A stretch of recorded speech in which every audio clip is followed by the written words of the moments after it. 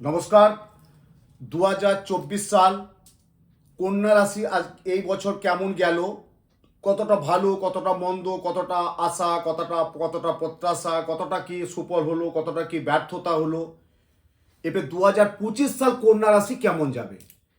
এই 2025 সাল কন্যা রাশি কেমন যাবে, কন্যা রাশি জাতক এবং জাতিকা 2025 সাল কেমন যাবে তার বিশেষ একটা ভিডিও আমি করছি। আপনারা ভিডিওটা দেখুন। চলুন আমি আজকে কন্যা রাশি সম্পর্কে বলছি, সব জাতক এবং জাতিকা। প্রথমে বলছি 2025 সাল, আমি আগেও বলেছি 2025 সাল সংখ্যাতত্ত্ব বিচারে কি বলেছি, 2+0+2+2 মানে 5 আর 2 7 আর 2 9, 9 হচ্ছে মঙ্গল। অর্থাৎ আমরা 2025 সাল কি পাচ্ছি, মঙ্গলের গ্রহ। আমি আগেও বলেছি মঙ্গল আমাদের একটা ডায়নামিক গ্রহ, মঙ্গল একটা হচ্ছে অগ্নিতত্ত্ব গ্রহ, মঙ্গল একটা আমাদের জীবনে অনেকটা মঙ্গল প্রসার করে, কিন্তু সব গ্রহ নক্ষত্র তো করবে না, সব রাশির ক্ষেত্রেও করবে না। যেটা 9টা গ্রহ 12টা রাশি 27টা নক্ষত্রে 70% ভালো যাবে, 30% খারাপ যাবে, 30% ভালো যাবে, 70% খারাপ যাবে। ওভারঅল দেখা যাচ্ছে কি আজকে যে প্রোগ্রামটা করছি আমি, যে কন্যা রাশির 2025 সাল কেমন যাবে। তা কন্যা রাশির বৈশিষ্ট্য কি, কন্যা রাশির গুণ কি, কন্যা রাশি কি হতে পারে, কার ঘরে উচ্চস্থ থাকতে পারে, কোন ঘরে ব্রক্ষী থাকতে পারে, কোন ঘরে মার্গী থাকতে পারে, টোটাল আমি একটা আপনাদের সামনে তুলে ধরছি। প্রথমে বলি 2025 সাল কন্যা রাশি। কন্যা রাশি হচ্ছে, আপনারা জানেন কন্যা রাশির চিহ্ন হচ্ছে কুমারী। কন্যা রাশির চিহ্ন হচ্ছে কুমারী। কন্যা রাশির অধিপতি আপনারা সবাই জানেন, কন্যা রাশির অধিপতি গ্রহ হচ্ছে বুধ। কন্যা রাশির অধিপতি গ্রহ হচ্ছে বুধ। রাশি তত্ত্ব হচ্ছে পৃথ্বী তত্ত্ব, রাশির একটা তত্ত্ব আছে, সেটা হচ্ছে পৃথ্বীর তত্ত্ব হচ্ছে কন্যা রাশি। দিক হচ্ছে দক্ষিণ। কন্যা রাশির জাতক এবং জাতিকা তাদের শুভ দিক কি বলছে, দক্ষিণ। এবং জাতি হচ্ছে বৈশ্য জাতি, কন্যা রাশির জাতি হচ্ছে বৈশ্য জাতি। লিঙ্গ হচ্ছে স্ত্রীলিঙ্গ, কন্যা রাশি হচ্ছে স্ত্রীলিঙ্গ। রাশির স্বরূপ হচ্ছে দ্বি স্বভাব। কন্যা রাশি যাদের স্বভাব, রাশির স্বরূপ দ্বি স্বভাব মানে দ্বিতীয় স্বভাব হয়। অঙ্গ হচ্ছে উদর, কন্যা রাশির অঙ্গ হচ্ছে উদর। রাশি প্রকৃতির স্বভাব হচ্ছে একটু শারীরিক, মানে বাত প্রকৃতি ইত্যাদি থাকবে। এবং শুভ রত্ন আমরা জানি, কন্যা রাশির রত্ন হচ্ছে পান্না। কন্যা রাশির যেটা শুভ রত্ন হচ্ছে সেটা হচ্ছে পান্না।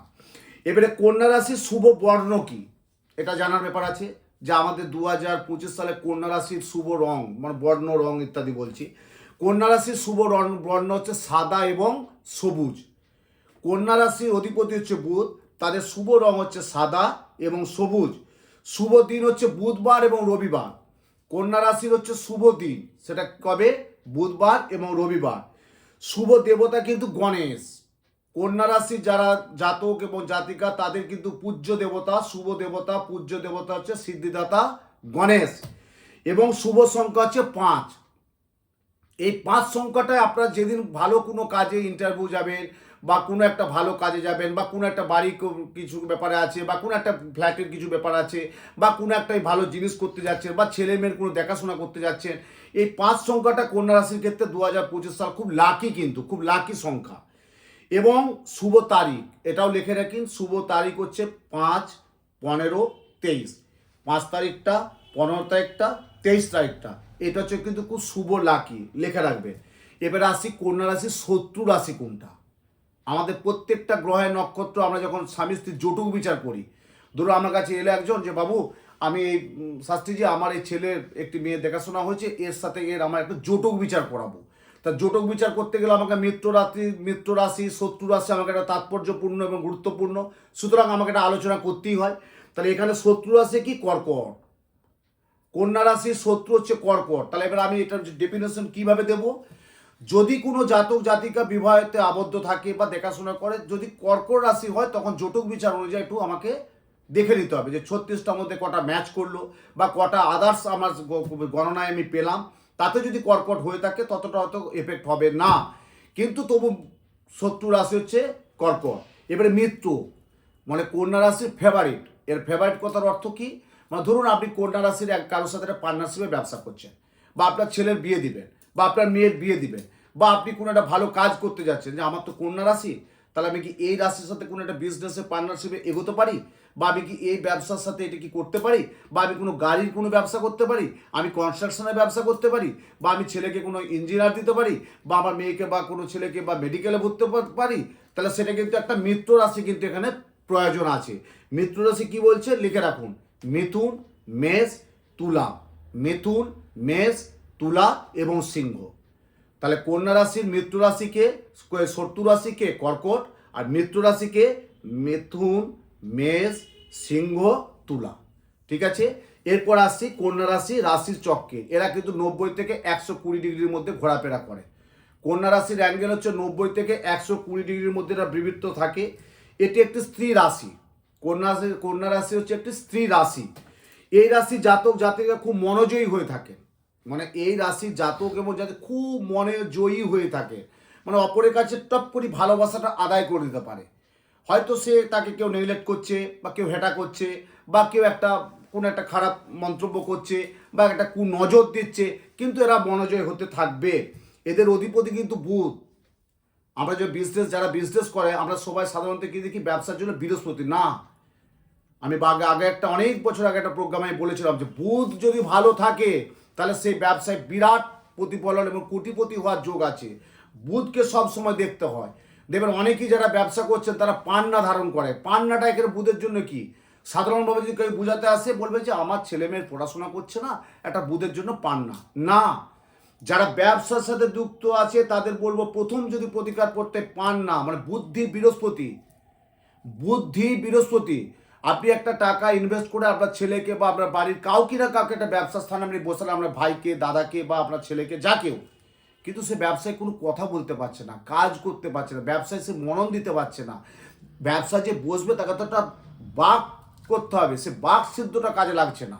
তখন কি করতে হয়, বুধকে পাওয়ারফুল করলে দেখবেন অটোমেটিক সে ব্যবসার স্থানে সে ভালো মনোসংযোগ, ব্যবসার যে কথাবার্তা, মানুষের সাথে যে একটা সুপরামর্শ বা একটা কি যে কোনো আইটেমে ব্যবসা করুন না কেন, সে যে একটা মানুষের জনসংযোগ, সেটার জন্য কিন্তু বুধের দরকার হয়।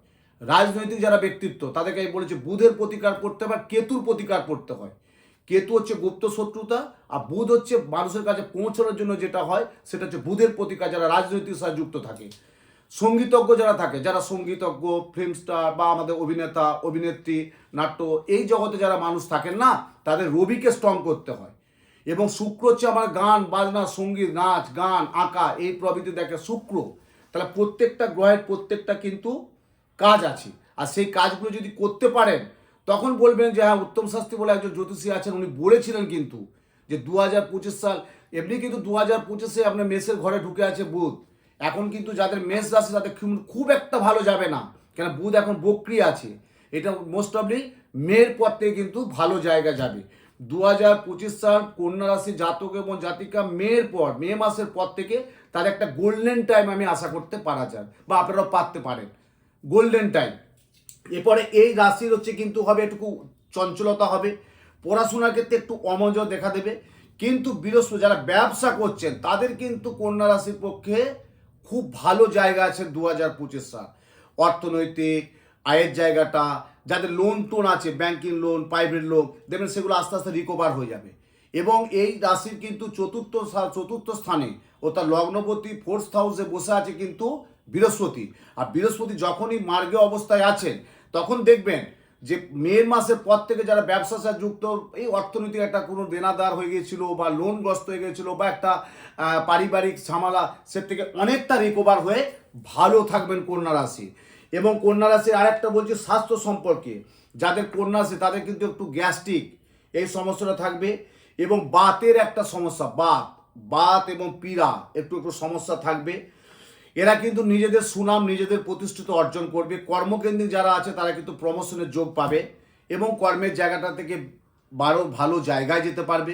ধরুন আজকে সে ব্যাঙ্গালোর আছে, কালকে সে হয়তো হায়দ্রাবাদ যেতে পারে, বা কালকে যে হায়দ্রাবাদে কোনো একটা প্রজেক্টে চাকরি করছে সে হয়তো তারপর দিন ভুবনেশ্বর আসতে পারে। ও তার জব চেঞ্জ হবে 2025 সাল কন্যা রাশি। আর পারিবারিক স্বামী স্ত্রীর মধ্যে একটা অন্তত কলহ থাকবে। আমি প্রত্যেকে প্রোগ্রামে বলে থাকি যে একটু মেনে নিতে হবে, মানিয়ে নিতে হবে। মেনে এবং মানিয়ে নেওয়ার নামই হচ্ছে জগৎ। যদি মেনে এবং মানিয়ে নিতে পারেন তাহলে কন্যা রাশি কিন্তু দাম্পত্য জীবনে খুব একটা কলহ আমি কিন্তু পাচ্ছি না, কিন্তু একটু অ্যাডজাস্ট করতে হবে। আর কন্যা রাশি দুটো আমি সিমটম বলে দিচ্ছি, যারা পড়াশোনা করছেন তাদের অবশ্যই বিদ্যার জন্য বলবো কন্যা রাশি 2025 সাল পড়াশোনার প্রতি ফোকাস দিতে হবে, মনোসংযোগটা বাড়াতে হবে। এবং যে মনোসংযোগটা বাড়াবে দেখবেন পড়াশোনার ক্ষেত্রে খুব খুব খুব খুব ভালো সাফল্য আছে।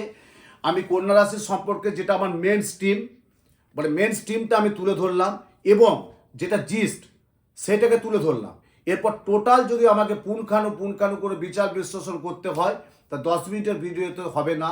সেটার জন্য আপনারা একটু সরাসরি যোগাযোগ করবেন যে 2025 সাল কন্যা রাশি কেমন যাবে, কবে থেকে কি ভালো গোল্ডেন টাইম আসবে, প্রাপ্তিযোগ, অর্থনৈতিক, ব্যবসায়িক, শারীরিক, মানসিক, কর্মকেন্দ্রিক, ওভারঅল টোটাল আমি একটা আলোচনা করে অবশ্যই আপনাদের সামনে তুলে ধরবো, বা আমি টোটাল গুছিয়ে আপনাদেরকে বলে দেবো কি প্রতিকার করতে হবে সেটাও বলে দেবো। এখন যেটা জিস এবং যেটা মেন স্ট্রিম সেটা আপনাদের সামনে আমি তুলে ধরলাম। ভালো থাকবেন, সুন্দর থাকবেন, আনন্দ থাকবেন, সাথে থাকবেন। জয় মা।